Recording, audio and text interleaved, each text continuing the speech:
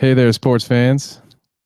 It's Kev with Bad Dinner Guest, and I have a special surprise for you again. Yo, yo, yo, yo, yo, what's up, everybody? I'm here again, not the high version of Bad Dinner Guest, Dijon, one of the original guys out there. I'm back, and I'm back for good. No, I'm just kidding. But no, I am back for at least tonight. What's up, Kev? He's back for good part-time. It's just part-time. Right. We're officially Dijon's side chick, but Exactly. it's cool because we're that side chick that knows about it and actually helps with the deception. So Absolutely. you know, Absolutely. when he calls us, we drop our voice an octave and say, Bill's towing. I have you you're in my phone as mom, so just as a first letter. It's mom.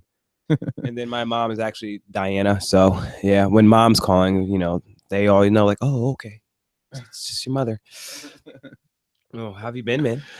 I'm doing well, keeping busy, trying to up our production values over here. I know, I see. Doing some things. We have the fancy mics and the soundboard, man. It's looking like a little studio up in here. We're working on video. We need a better layout in here, but we're gonna have a video camera feed coming soon.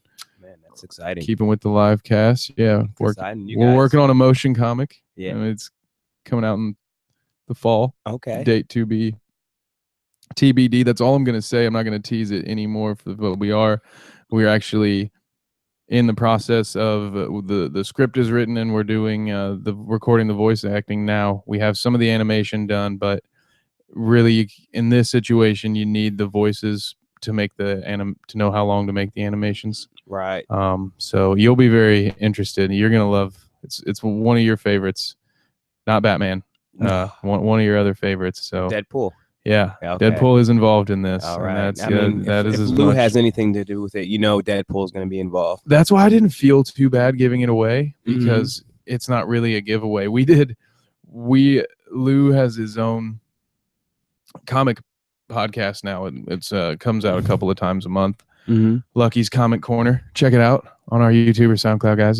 He did it. Lucky's. We did Lucky's Comic. Oh no, it's Lucky's Comic Talk. I call it Lucky's Comic Corner because I guess I'm an alliteration freak. My brain just does it on its own now. Fair enough. But he did a Marvel episode for August, and out of the five comics, 4 of them were Deadpool. So yeah, that tells you everything you know about Lou and his love for Deadpool. So, but I mean, if you're gonna love somebody, why not the pool of dead? So exactly. And mentioning Lou and things that he loves, we're gonna touch on now. We're not gonna do a full NFL preview. We're going to have the full panel on for that. We're going to have as many of our Bad Dinner guests, sports hosts available, but Dijon and I are going to do a little halvesy here. Yeah. We're going to cover the favorite teams of our divisions, and then I actually did one of these with Sean already, so I can just tell. I'll remind the people where Sean stands on his favorite division, and then you and I will cover what we think will happen with the AFC North, because we all already know Lou thinks the Bengals will win it. Right. So we'll try to provide a little bit of objectivity there. Right. So with that being said, where do we want to start? Do you just want to rip the Band-Aid off? Yeah. And just... you know what? I don't remember a lot of things from last night because for some reason I got the alcohol abuse from just smoking weed. But I remember you guys kept on bagging on me about Tony Romo. I think Tony Romo was brought up at least 4 times. So I remember it differently. I remember it that I made a joke about someone else, and I referenced them being held together by duct tape, and just based on a conversation we had earlier in the car where you and I had described the different types of less stronger tape than duct tape that Tony Romo was actually held together with. I believe we settled on painter's tape. Painter's tape, yeah. And so I said something, and I think it was just because we spoke for 20 minutes about duct tape and wood glue that when we were in the podcast, I just happened to say Romo's that, bones, yes. And you just went, boom, stop talking about Tony Romo. Dude, so naturally, we're going to start by talking about Tony Romo. I know, the man who's made of tongue depressors and saran wrap. Like, this guy is hurt. Again, he comes in for 3 plays, gets himself hurt, out for 6 to 10 weeks. But you know, I love what they've done with Dak Prescott. The kid has looked really good. Granted, it's the preseason where you have teams who look awesome in the preseason, like the Philadelphia Eagles last year, and then suck Or in the regular the season. or the 0-16 Lions that went 4-0. Right, in the preseason. And then you have teams like, you know, the Patriots who will go like 1-3 in the preseason because Tom Brady never plays. And then, well, they're the Patriots. They're in the playoffs every single season. The year the Colts won the Super Bowl, they went 0-4 in the preseason. Yeah, preseason doesn't really matter. But at the never same know. time, though, it is. I mean, would it be better if Dak Prescott looked terrible in the preseason? No, like you know, let's not get too excited yet. But at least he doesn't look bad. You know, You're exactly right. So it's kind of like that take it with the grain of salt type thing. Like, let's see what the kid has during the regular season. But, you know, a lot of people said the Cowboys don't have a shot of winning this division. And obviously I'm a fan. And I'm going to look at this as objective as possible. And I look at the rest of the roster where you have the strongest offensive line in the NFL. You have a top 5 wide receiver in Dez Bryant. You have a Hall of Fame. What? You have a Hall of Fame tight end in Jason Witten. And Dak's not going to have to really do much on offense. He's just so do you think Jason Witten plays. is Hall of Fame worthy? Because, I mean, he's Hall of Fame worthy. I think he might probably offer the ladies some of that country boy that, like, if he was on Farmers Only, he would just He'd be the poster boy. Oh, yeah. He's the poster boy of Farmers Only. I hope he finds this so we can put that idea and like go get you some endorsements, right. Jason. I know you don't need any more money, but I mean, why not? He's big, he's country. Like, the dude is the slowest human being in the NFL, and he's always open for some reason. And he's making some great catches again preseason. Oh yeah. Take your Dak. Take your salt pill. But you saw that touchdown catch where he, climbed over some no names back. I don't remember who it was. Some guy, but that was a hell of a catch. Pretty hell of a throw by Dak Prescott. So, if Dak can keep the boat floating for when Tony gets back, we have a realistic shot. And, the rest of our division, I just don't see it, man. Like, the Giants are always going to be there. So besides the Giants, their offense should be unstoppable when you have Victor Cruz and Sterling Shepard and Odell Beckham, who's just a freak. If you have Victor Cruz. Yeah, that's true. That's another guy who's made of, he's made of gummy bears. So he's going to break his ankle at any time. But if they have Cruz on the field, you have Cruz and you have ODB and you have the rookie out of Oklahoma, who I really like, and Sterling Shepard. That's a pretty nasty aerial attack. And with the running back with Jennings and who'd they get? Anybody? A rookie running back? Or I'm not entirely sure. Press on, and I will fact check it, because as a avid fantasy player, I avoid the Giants' backfield at all costs. Yeah, it's kind of like the Patriots, where if you have any of them, then you have no running back, because it's impossible to tell when they're going to go off. Waiver wire. Yeah. And I don't know how to feel about the Giants. I think that they have a decent offense, but again, there's not going to be any running game. How good is the O-line going to be? Yeah. But they've spent a ton of money on their defense in the offseason. They got Olivier Vernon. That's the only one I really know. I haven't really followed that much of the offseason for the Giants, but I know they got Olivier Vernon, who was a werewolf down in Miami. But they paid a ton of money for him. But if they can get their defense to play any kind of defense, then they'll be the Giants. And they have Eli Manning, the guy who doesn't show up in the regular season, but as soon as the playoff rolls around, he wins the Super Bowl. So, yeah, I mean the Giants, they're almost all guaranteed at least to be 500, but they're also so rarely over 10 wins. All right. So it's like, they're always in there. They're always in it, but I don't see them as a real. I mean, they're a threat only because of where this division is. I feel like everybody's sort of around 500. I don't see Washington taking a big step. Right. The Eagles will be lucky to get to 500. Yeah, I think the Eagles are going to be trash this year, man. And we forgot to say that the Giants and Eagles are both breaking in new coaches. So, that's something to see. And that is the other thing about the Giants is, they've always been a shoo-in for that record, that was under Tom Coughlin. And right. That in itself sort of adds credibility to him as a coach, right. That sort of longevity. The only guy with more lives seems to be Marvin Lewis. Marvin Lewis is that guy like, can't get fired. I don't understand.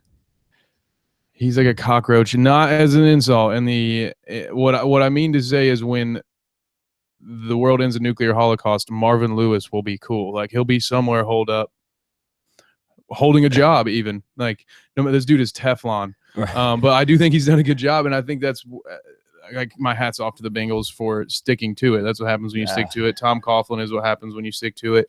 I bet the Eagles are wishing they had stuck to it with Andy Reid now when they look over at Kansas City and look at where they're at. What a freaking disaster Chip Kelly was. You know, he went in there and sold their whole team, and he's left to a cupboard bare. They have no one outside of, Jordan Matthews is a pretty good wide receiver. Other than that, they got no one. I mean, what? Matthews, the running back, Ryan Matthews. He looks good he looked good in spots, when he was a backup. But other than, I don't see him as a lead guy. And how about that DeMarco Murray signing? Now he's toking the pill down in Tennessee. Like, it's just, they're a dumpster fire. I think, and I also think the Browns are going to boat race them opening day. Watch. Oh yeah. I agree, and then there's going to be a lot of Browns hype because the Browns are going to drop big numbers. That's going to – we'll get to the Browns in a minute because I want to talk about them actually at length, because I think that's a very interesting season we're going to see from them. But absolutely. As far as where I think your division plays out, I had your Cowboys as a lock this year with Romo, assuming – because he's one of those guys, like, as much as we do give him some shit about being a breadstick, in actuality, he's he's Olive Garden breadstick. He's closer, the really soft ones, the kinds that like don't break. Right. They just like, you can just bend it in half. Yeah, that's over Tony your Romo. knee and it won't break. He's closer to Steve McNair than he is to Jim Everett. He plays hurt all the time, and he had 3 major injuries, but besides that, he's rarely missed a lot of time. Right. Like he's actually had a pretty lengthy career, put some time in. I thought they were a lock. I still think they're going to win the division, honestly, as long just by as default. By default, and by that running game. If Zeke stays healthy, I know he's just a rookie. Dak doesn't have to be great. He doesn't have to be the next Tony Romo. He doesn't have to be the next Tom Brady or Russell Wilson. Like, he just has to go out there and just look at all the rookie quarterbacks who've had success in recent memory. I mean, before RG3 got ran into the ground in Washington, his rookie season was actually, people could argue, it was better than Andrew Luck's.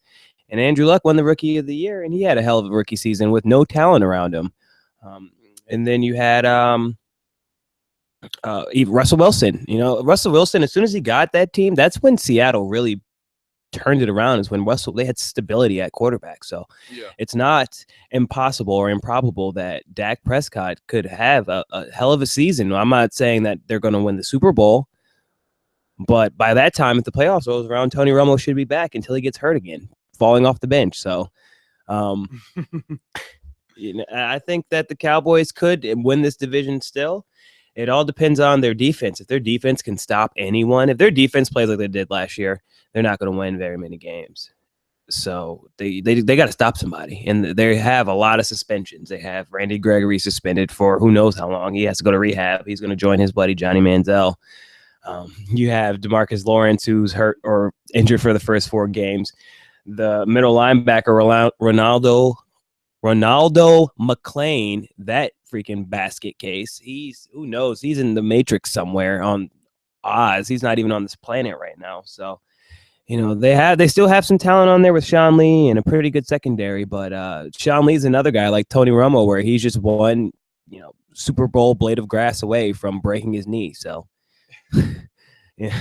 that guy, he's always hurt too. It's surprising that he played a lot last season. So I think Sean Lee's problem is that he's a talented athlete who plays like that guy on the basketball court that has no talent. Yeah, right. Like, he's too it's weird. It's a weird critique to give. He's a try hard, and so he gets hurt because he puts himself in the middle of every play. He reminds me of like Jon Favreau's character in The Replacements, where like he's trying to go crazy, but then like his body just can't hold up to his craziness, and he like runs his face into somebody else's, and next thing you know, he's out for 6 weeks. Like, yeah, exactly. I don't necessarily think Sean Lee is soft as much as I think he just plays with reckless abandon for his body. Right. He's not going to be one of those guys that sues the NFL. He might end up in a wheelchair though by the time he's 45. But yeah, I got the Cowboys going 10-6, winning the division. I don't have any other team making the playoffs out of that.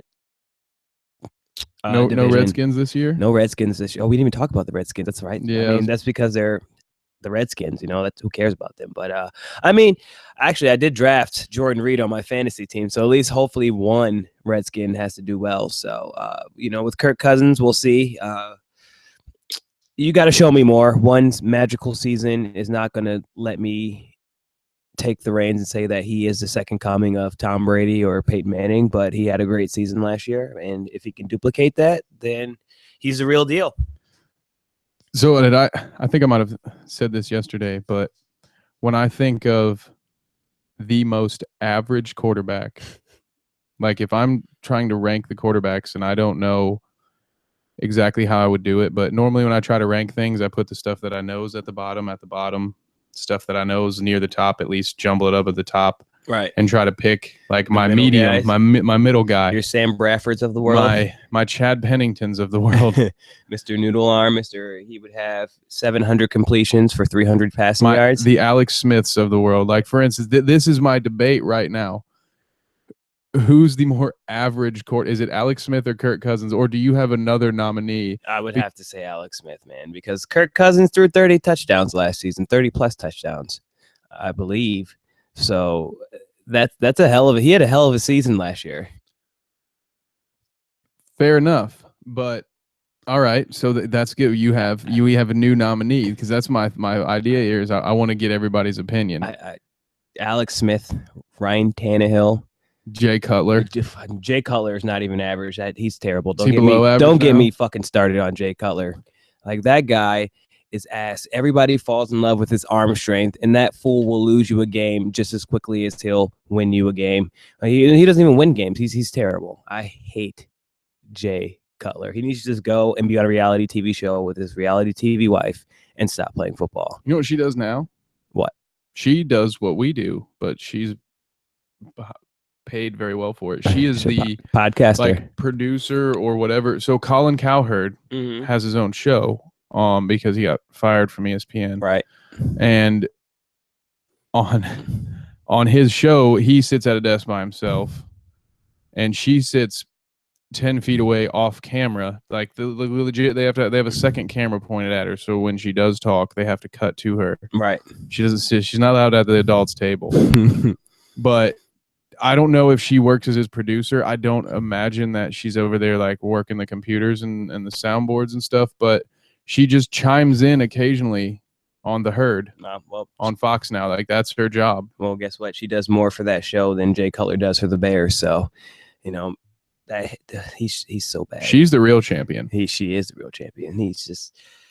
Can we not talk about Jay Cutler, because I can waste so much time talking about how much I hate that guy. But I kind of like it, just in case my dad or brother ever decide to pick up a podcast. I hope it's this one. I just want to let it sink in. We get in arguments every year over. They actually support Jay Cutler. How is that possible? Yeah, he's such a loser. My dad's a Jay Cutler guy. He always talks about like it's the offensive line. We have a terrible offensive line. Injured wide receivers. Like, he is always at the ready for the Cutler excuses, except on game day. On game day, the dude is a bum. Like, how can you not make the playoffs with Matt Forte, Alshon Jeffrey, and Brandon Marshall on your team at one point with Martellus Bennett? I mean, Luke McCown came in there for crying out loud and lit it up. I tried to make that argument. Still sucks. Tried to make that argument. It doesn't stick. Because it all started, I gave him some shit. He spent American dollars on a Jay Cutler jersey for my little brother, and I gave him shit about it. I was like, dude, you had options. Actually paid money for a Jay Cutler jersey. I'm assuming that he paid. Can you please go and tell him to return it and just go get him an Urlacher jersey from Goodwill or something? I tried. Nope. This is how we got here. Jay Cutler is the epitome of butt sauce. Yeah. Bro. So the Bears, shout out to our boy Danny at I'm Dan. Have you met Ted? Also a Bears fan, in for a long season. Jeremy Langford, though, what do you think? One last thing. I guess these guys, the Bears snuck their way into this conversation, right? But since we're talking about him, thoughts on Langford? He's not a sneaky pick anymore. He's my number one running back on my fantasy team. So I have high hopes for Jeremy Langford. I would too if I were you. I think he went from a sneaky pick to a trendy pick to I was sitting in a draft board yesterday where people were giving shit for how high they took Langford. Right. And it's like, man, how did that happen? I liked him a lot at Michigan State. I think he really was the catalyst of that team. Connor Cook obviously was a big part, and he's a great quarterback, but I really think the heart and soul of that Michigan State team was Jeremy Langford. If you go back and watch them against Stanford in the Rose Bowl, and a year later when they played was at Baylor in the Cotton Bowl, he came up huge for them. So, and he also murdered Ohio State every time he played us. So, right. And if you go and beat my team and I still like you, you have done something right. So you got his stamp of approval. Yeah. I'd also like to take this moment to point out that the Washington Redskins are so vanilla that we found a way to talk about the Chicago Bears and college football over talking about the Redskins' chances of winning. Okay, because you say Kirk Cousins, Jordan Reed, Deshaun Jackson, and moving on because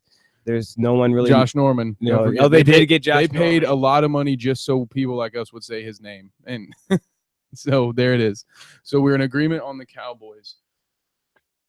Now, something just sprung on me again before we move on to my division, which I am really kind of just delaying the inevitable. I don't really want to talk about it, but I had a thought.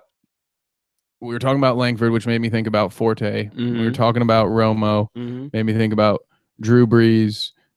I got thinking about, do you see, we were started talking about fantasy football, is there a Peyton Manning to be worried about? Now Peyton won the Super Bowl last year. So, but in fantasy wise and playing wise, I know so many people who lost so much money over drafting Peyton Manning so high and him sucking so much balls. So you're saying who's getting the Peyton Manning treatment? Is there this year? Anybody is there any are you worried about at one point some of these guys are going to drop off? Right. For instance, I have Frank Gore in the flex right now on a fantasy league. It may surprise you who I'm going to pick, but go ahead. Well, who do you got? He's been a workhorse in this league since 2007, de facto number one pick pretty much besides this year. And I'm going with Adrian Peterson.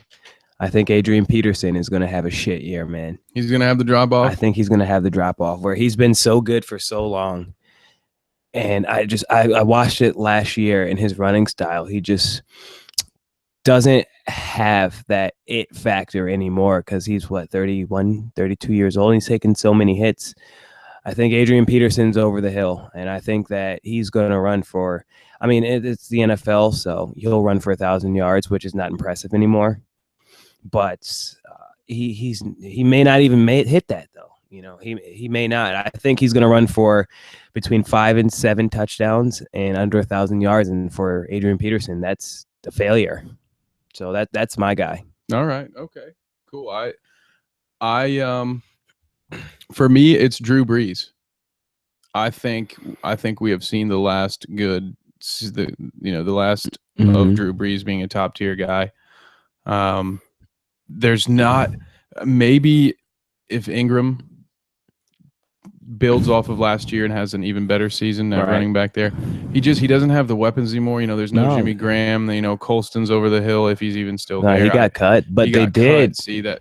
They did get your boy from Indy, Kobe Fleener, as tight end. So there's no more Ben Watson there anymore. So he's the only de facto tight end on the roster. And they just drafted my guy, Michael Thomas out of Ohio State in the second round. And they said he's been lighting it up, and they still have Brandon Cooks on the roster. So they won't be the Saints of, Drew Brees throwing 40 touchdowns and them being the number 1 and number 2 team in scoring, but he has a little bit of weapons there, but it wouldn't surprise me either if Drew Brees had a Peyton Manning type season. Yeah, because I factor in the wear and tear with him too. It was a struggle for him to get. I mean, he got through the season, but he was banged up a decent amount last year. And while we're on the topic of struggling last year and struggling to get through it, let's talk about the AFC South and my hometown Indianapolis Colts and the end of what was a de facto dynasty, as I like to call it, in the AFC South, where we won by default for almost a decade, won that division. Yeah, it's the end of the road when Brian Hoyer is winning your division. Brian freaking Hoyer. Good Lord, that guy's awful. But we'll start with the Colts, so we'll get to him later. As you said that, I was just picturing Brian Hoyer fist pumping in a Texans uniform while Boys to Men sing "End of the Road." Over I think that was Boys to Men. I can't remember. But the Colts, man, they have Andrew Luck. He's an elite quarterback. He was. I think he still is. And healthy, Andrew Luck is one of the rare guys like an Aaron Rodgers who can really hurt you with his feet, but he's really good at passing. He can also kill you with his arms. So I really like the kid, Andrew Luck, even though, I was talking about this with a buddy. The thing about Andrew Luck, though, is elite quarterbacks like Tom Brady, Peyton Manning. Well, I take that back because it happened to Peyton Manning a few years ago, but they rarely get destroyed in playoff games like the Colts did against the Patriots that one year in the playoffs. And also even that same year, the Cowboys did a number on Andrew Luck. And you would never see a Aaron Rodgers led team get blown out by 30 points. That's the only thing that kind of like about Andrew Luck where I'm like, I think he's a great talent, but I need to see more. But Aaron Rodgers has also never come back from down 34 points to win a playoff game either. Oh, absolutely. But so it's how rare. How rare? When have you ever seen the Packers lose by 30? I don't think I've ever seen them lose by 30 when Aaron Rodgers has been there. Fair enough. That's the loaded part of that stat. It's like, well, how'd you get down 34? But, I mean, that's the biggest comeback in playoff history. So as far as I don't see it as being Andrew Luck, I don't think you can make the argument that he shrinks in the playoffs. No, I'm not saying about the playoffs. I'm just talking about in general. With elite quarterbacks, their teams don't get blown out. I mean, they'll lose maybe by, in the NFL, I guess you can consider 21 points a blowout, but I'm talking about 28, 4 touchdown plus blowouts. I mean, I think if with the right, I want to look into that. I want to hunt that down and see, because I think that it might happen a little more often than we think, because there's a lot of factors that go in it, man. If the defense isn't stopping anybody, right? But the quarterback, though, the quarterback with and this is, I hate Aaron Rodgers. I hate this guy because I hate the Packers, but I respect the hell out of him because with him on, they always have a chance to win every single game, and they do not get blown out. They will always be in the game towards the end. 14 points, if you consider that a blowout, then okay, my argument's null and void. But I'm just saying, I think that more than twice Aaron Rodgers has lost by 3 or 4 touchdowns. I said 3 touchdowns is, if you consider that a blowout, fine. But I'm talking about 4 plus. 4 plus. All right. Well, either way, I want to dig into that. I want to dig into it. Go look it up. We don't have the time for it right now. Yeah. But just text me or something. Yeah. No. If you're right, I'll tell you on the air. I'm saying if I'm wrong, then you can tell me to eat a bag of dicks through text or something. But, no, I'll do it. I'll do it publicly. But getting back on point though to Andrew Luck, I said I love the kid's talent. He has 2 pretty good wide receivers in T.Y. Hilton and Dante Moncrief. With Dwayne Allen's a good tight end. Don't forget Pip Dorsett in the slot. Yeah, oh yeah, that's right. So they got some weapons. Now they got to stop somebody. And with Robert Mathis, who was probably in Madden 2004, the man's still playing. So about half that Colts defense eats dinner at 4 o'clock, which is why they have a hard time with those evening games. Because they're old, man. They have their early morning breakfast clubs there. Yeah, they've got a lot of guys in their twilight. Trent Cole, Robert Mathis, with Davis being hurt. But the Colts actually, so speaking of them,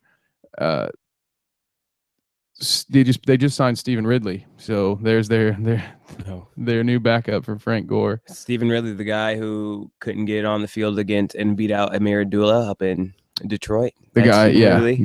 that Stephen Ridley ran for 90 the Patriots yards. effects, man. It's like these guys do wonders on the Patriots, and they go other teams, and they all suck. It's always happened, and every single case I can think of.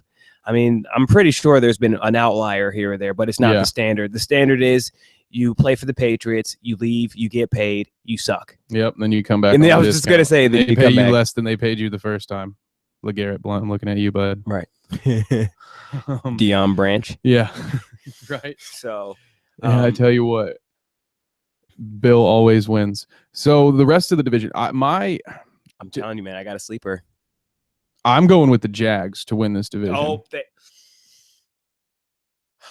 is that your sleeper? I'm so happy you said that, man, because I have Oakland and the Jags making the playoffs this year, man. Well, to touch on that, Sean also has Oakland winning the division. I have the Chiefs winning that division out west because I think they're the most consistent, and their defense is great. Jamal Charles is going to get hurt, and then Alex Smith is going to be Alex Smith and be completely average, and then they'll be there in the end. Definitely, they'll definitely be there in the end. So see, the Raiders, they have to prove it to me.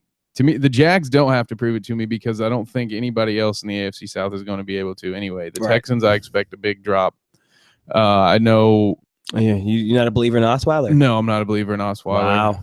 Wow. I'm also not a believer in, they don't have Foster anymore. I know he's been hurt a lot, but he was a big part of that offense. from the Dolphins, man. And we'll see how that works out. You see how people are jumping on this bandwagon with Lamar Miller, like in fantasy leagues. This guy's going in the first round. They did that. Yeah, well, some of them did that last year. Maybe not at first round, but people jumped on his bandwagon about this time last year in Miami. Different setting. Different setting. Zone blocking scheme, zone running scheme. We'll see. We'll see. Time will tell. But they have one of my absolute favorite wide receivers in the NFL, and DeAndre Hopkins, who's, in my opinion, he's the best. People call me crazy because they're riding Antonio Brown's dick. But I think without Ben Roethlisberger, I think Antonio Brown is a very average wide receiver. He's a great route runner and has good hands, but I'm just not a believer in the little guys unless your name is Steve Smith. So without Wes Welker, he's not a complete wide receiver. Like when he went onto the outside, he needs to have another dominant wide receiver to complement him. If Wes Welker's your one, you're in trouble. Wes Welker, he made his money playing with Randy Moss, Demaryius Thomas. Like, come on, man. If you're telling me a team with Wes Welker as your number one is going to be dominant. So he's the smartest wide receiver of all time. Exactly. He is the smartest wide receiver of all time. But I truly believe DeAndre Hopkins is the best wide receiver in the NFL purely for the fact he had absolutely nothing.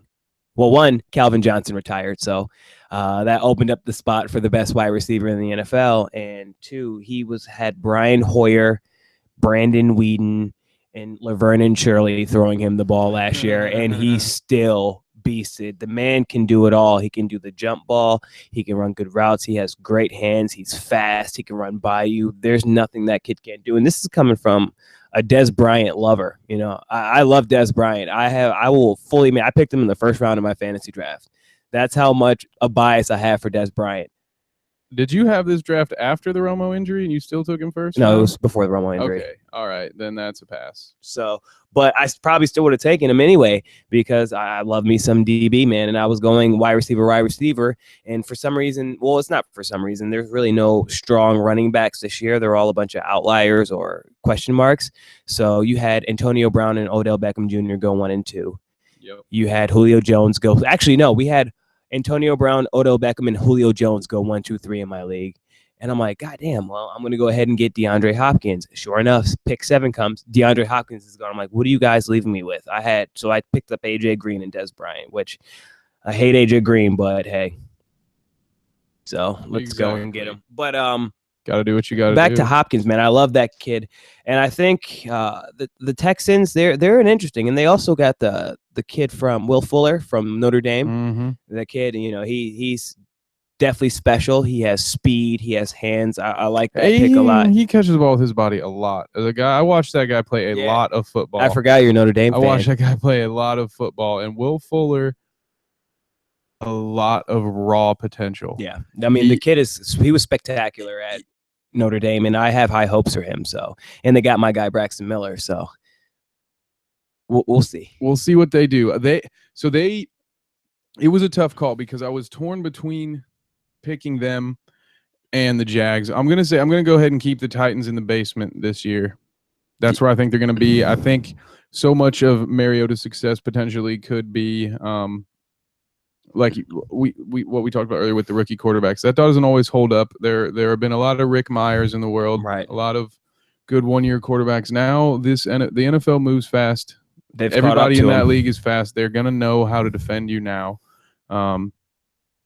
The receiving core is good. They've got Andre Johnson there to essentially be an assistant coach. I think at this point, I think he's probably fourth on the depth chart. Right. All they got to do is talk to talk to Andy Luck next time they're in Indianapolis. I'm giving you guys free fantasy advice right here.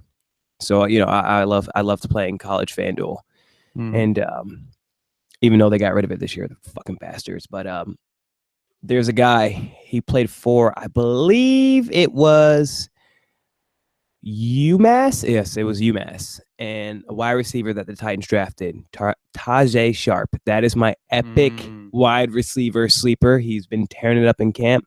So if you're listening, keep that in the back of your mind. Tajay Sharp. And you'll be like, oh my God, I can't believe Tajay Sharp blew up. You heard it here first. So but go ahead, Kevin, on what you're saying about the wide receiver core. You added right to it, and we'll see. I'm going to sign him on the waiver wire and blame you if it goes wrong. Well, it won't hurt that much because it's the waiver wire. I guarantee you he's still available. So go pick him up right now. Yep. You have your computer out. Go on ESPN.com fantasy and pick up some Tajay Sharp. Oh, come on, man. They don't need any more plugs. So I have the Titans in the basement. I have the Colts at third. The Texans, it came down to it. I think what the Jags did defensively will be enough for them. That I think they could be really good. Even if they're not really good, I think they'll be good enough. The thing they got two. If you think about it, they got 2 first-round picks this year, and because Dante Fowler got hurt in the offseason, so he didn't play down for them last year. Yep. So he's coming back this year, and then they got the kid out of Florida State, and Jalen Ramsey. So. And they got the Allen boys on the outside wide receiver. Yeah, they have good talent at wide receiver. They're feeling almost a little stacked. My one concern with them offensively was was actually the addition of Chris Ivory. I feel like this might have been. I didn't get that with signing. The term addition by subtraction. I think this might have actually been subtraction by addition. I agree. I didn't really understand that. I like TJ Yeldon. Exactly. I like TJ Yeldon. I thought he showed a lot of potential, and you really risk ruining a young player's confidence when you bring in a guy who's all he's ever done has been able to be a platoon back, really. Right. A guy who I guess technically lost his job to Matt Forte, but even before that, he kind of lost his job to Bilal Powell. Like Powell was getting a lot of the coke. Pop. But yeah, man. But I just love what the Jags have done, man. And then Blake Bortles he's gotten better every single year. And I think this year he's gonna be the fantasy darling. He's gonna throw for 30+ touchdowns. And Allen Robinson is a freak, man. That kid is nice. Yeah. I benefited very much in the leagues last year from being able to pick both Hearns and Robinson up as a free agent last year. It didn't happen this year. I'm hoping that we're both right because I waited and took my quarterback late, and Blake Bortles is my starter, and I'm banking on that is my strategy going forward. Man. I've been making that move. Season. I can get him in the 9th round. And with guys like Andy Dalton still on the board. Right. I don't like to wait too late. I don't like to get in a position where I'm stuck playing Eli Manning. You know how I said I hate Jay Cutler? I hate Andy Dalton just as much. So, but go ahead. Oh yeah. So we're in agreement again. So you would think we would have planned this out together, but we didn't. Right. Speaking of Allen Robinson, I can't say enough good things about him, but where's he from? Big Ten, that's right, Penn State. So if you guys hear more of me, you know I'm a Big Ten bias. So every time, like Jeremy Langford, Big Ten baby. Whoop, whoop. We are Big Ten guys. We got Nathan's a Hoosiers fan. We're a Big Ten representing network. Well, yeah, but if Notre Dame would finally stop being Notre Dame and just join already. That's true, but basketball, I'm a Hoosiers fan. I know people give me shit for that, but I was raised in Southern Indiana. IU technically didn't have a football team to me. Nathan only likes IU football because he went there to school. That's the only reason why people, or you're from there. Yeah, that's the only reason I'll watch a UT game when it's on ESPN2 is because I went there. If not, I wouldn't have. They've had some exciting running backs to watch the last few years. But, well, Tevin Coleman, that's as exciting as it got because his NFL career is a disaster so far. But and Jordan Howard, the kid, he's actually on the Bears now. So if he quits tiptoeing through the hole, he might be all right. Yeah, right. He's got potential. Potential is the objective word in Cleveland. Oh, dude, I'm telling you right now, mark it down. If the Browns could at least give RG3, not get him killed, we'll just say that. If they don't get RG3 killed, they will have a top 6 offense in the NFL this season. Ooh, okay. I said it, man, because you said it. You have Josh Gordon, Terrell Pryor, Corey Coleman, Barnage, and Barnkowski. That's what we call him up in Cleveland. We call him Gary Barnkowski. Gary Barnkowski. So those are some massive weapons right there with Duke Johnson Jr. and Isaiah Crowell. And Robert Griffin is a weapon himself. If the Browns could just block someone. I don't think it's even so much if the Browns can protect Robert Griffin. It's that if Robert Griffin can protect himself. But if he has grown, if he has learned how to when to say when and when to slide. It sounds like something so simple because most of us who don't play football in the NFL would have no problem sliding in front of a wrong coming safety. Right. But for those guys who take those hits every day, it's got to be tough to think about, to make that decision of I'm going to sacrifice this yard, because we all have, even though we know we're mortal, we all have this idea. You know, you can have an aunt die from lung cancer, but instead go outside and smoke a cigarette out in front of the hospital. You know, like for some reason, we all seem to think things aren't going to happen to us. And Robert Griffin seems to be one of the worst at that. Like he just keeps doing what everyone on ES, if he would just turn on ESPN once, he'd hear it 13 times in a day that he needs to slide. Yeah. So, like, come on, you're not in college anymore, man. You're not getting hit by guys who are now working at State Farm. We're getting hit by guys who make serious money. There are no walk-ons. Yeah, exactly. You are no walk-ons, you know. Yeah, the NFL is a completely different animal. So if the Browns, man, I'm telling you, man, they're going to have a top 6 offense. So do you think it's enough to win the division? Hell no. Hell no. Browns aren't winning the division. They heard it here first. The Browns will not win the division. Yeah. We called it here first. The Browns win the division when Tony Romo plays a full freaking season of games, and that's never going to happen. So maybe, you might eat those words, because I have a feeling in 2 years Tony Romo will be on the PGA Tour. He's that good. He's already played. He's a hell of a golfer, but you know, it puts a lot of strain on your back and your body to keep on hitting a golf club, you know. So can I take a second and just say that Tony Romo, outside of being made out of glass, may have like he might be my nominee for just the coolest life. Like when you're a teenager and you're thinking about like who you might want to be, especially us growing up in the 90s, what would have been, like, think about it, the guy get to be the quarterback of America's team. Right. Gets to be Cowboys quarterback. He dated Jessica Simpson and for a little bit. Carrie Underwood, so he just gets to bring in all these hot chicks. And his wife is hot. And then when he retires, he's going to just get to play golf for the rest of his life. He's going to get, right. Like, as much as I give that dude shit, I'll trade him spots right now. And you know, broken back and all, Tony, hit me up. Everyone knows me. I'm the biggest Tony Romo apologist of all time. I've had fights and fights and fights with my father about at least him. The top 3 as far as the Tony Romo. I love me some Tony Romo, but you know, it's the guy just can't stay. It is what it is. He can't stay healthy. You know, he's made of Laffy Taffy. So yes, Laffy Taffy. So are you going Steelers with the AFC North? We know going Pittsburgh. We know that Lou's going Bengals. So you're going Pittsburgh. I'm going Pittsburgh, surely for the fact that they have, in my opinion, the best running back in the NFL. When he gets back from his 3-game suspension, Le'Veon Bell is an absolute difference maker. He's a freak. He can do it all. He'll have 100 catches. He'll have 1,000 yards rushing. He'll have 10 rushing touchdowns and 8 receiving touchdowns. I love that kid so much. Big Ten, by the way. I was waiting for it. And then they have Antonio Brown. I think the what's the wide receiver they had? The tall guy who he's suspended for the season. That's gonna hurt. It's not Wheaton. Oh no, Who's the other one? Oh my God, what's his name? It's why can't I think Bryant, of his name? Martavis. Yeah, Martavis Bryant. Martavis. That hurts. Definitely hurts. But yeah, if these guys could stay out of trouble, they might have had one of the all-time greatest offenses over the last 2 years. Even though you can attest to this because you grew up in his hometown. Ben Roethlisberger may be a douche canoe, but that dude is a hell of a quarterback, and he's a top 3 quarterback in my opinion. I think he's seriously the 3rd best quarterback behind Tom Brady and Aaron Rodgers. Like the dude's a straight baller. Yeah, absolutely. You could probably shuffle those 3 around and make the argument for either one. Yeah, I love Ben Roethlisberger, man. He's a hell of a football player. And I think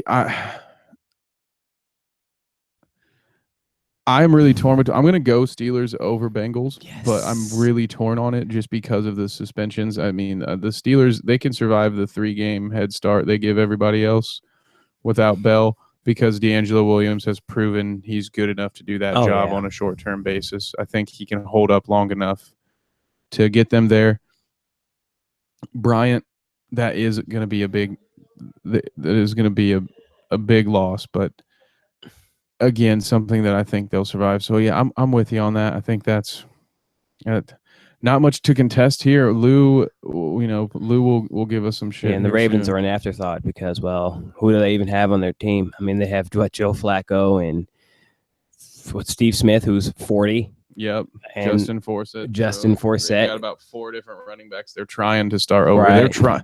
They might as well have a casting call. Like that poor guy. I hope he's got his house on the market because they are doing just about everything it can to seem like he's gonna not be in there for the long haul. I don't think he's gonna make the whole season. So, well, that about covers what we had for the night. You got anything special you want to say to the people? Man, I missed you guys, man. I love doing this. This is back-to-back nights, man. I can get used to this. I wish we were getting paid. So how about you guys keep listening so we can start getting paid for this, all right? And then, we can really see the reemergence of Dirty Dawg messing. Oh. I had to put that in there. I'm sorry. Wait. Yeah, I figured it was coming. Yeah, the Dirt Dog Jr. You blowing coke up strippers' buttholes. I remember talking about that now. What is that called? Blumpkin? I didn't do it. I got to clear the air before I can't just sign off with that. I'm saying when you get your money, that's what you're going to be doing. What is it? Blooming? Boofing is the term, and you don't take it up the nose from you blow it up into her butthole. Yeah, that's or his butthole if that's what you're into. Hey, man, I mean, it's 2016. It's 2016. So that's why I have to say that second part. You know, because somebody might need to find their safe zone in good old America. Actually, can we talk? I want to hit on one topic before we jump off, and it's been. That's what she said. Heyo. It's coming out with this. Have you heard about the Colin Kaepernick dilemma? Did you hear about that today? I was listening to it on the radio. So our paranormal expert and travel podcast guy, Nate, our good buddy Nate, he actually shared an article with me about a guy wrote an interesting a guy on Colin Kaepernick's side about it was basically a knife job on Francis Scott Key. Right. And him being a big racist and talking about like the lines from that poem that were cut out when it was made our national anthem in 1931. Right. By notoriously racist President Woodrow Wilson. Yeah.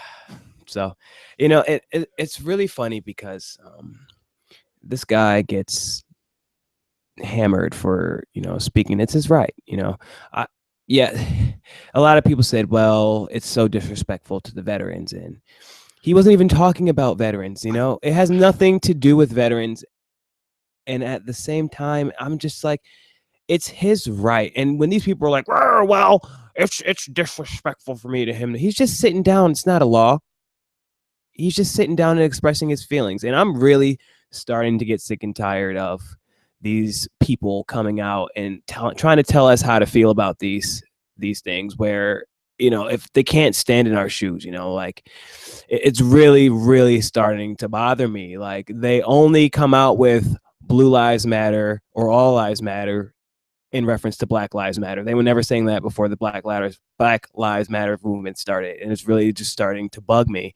And guys like Colin Kaepernick, who stands up for what he believes in, is getting crucified, but they're giving Ryan Lochte a pass for being a drunken idiot and pissing on gas stations. So I don't disagree with you.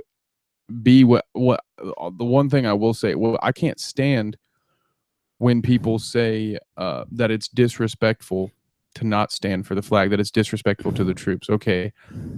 Based on my knowledge and my understanding, those troops, when they go over wherever it is that they end up getting sent to, when they fight for the flag, they fight for us, they fight for our right to sit the fuck down if that's how we choose to express ourselves and express our frustration. So if anything, he's exercising a right given to him. I don't think it's disrespectful to them. I think if he were to bend and do what he didn't think was right just to fit in, then that would be almost more disrespectful. But also, this is a career-killing move. I mean, look at what did his name used to be? It was Mahmoud Abdul Rauf or whatever. You remember the Nuggets point guard? His name was Christopher something. It's like Sharif Abdul Rahim. No. Sharif Abdul Rahim was a different guy. This guy, his name was like, he went to LSU. His name was Chris Jackson. He played with Shaq. Okay. When they were nasty. Got drafted by the Nuggets, converted to Muslim, changed his name, and then like refused to stand for the flag and was like out of the league like 2 years later. Like this dude was a stud. Yeah.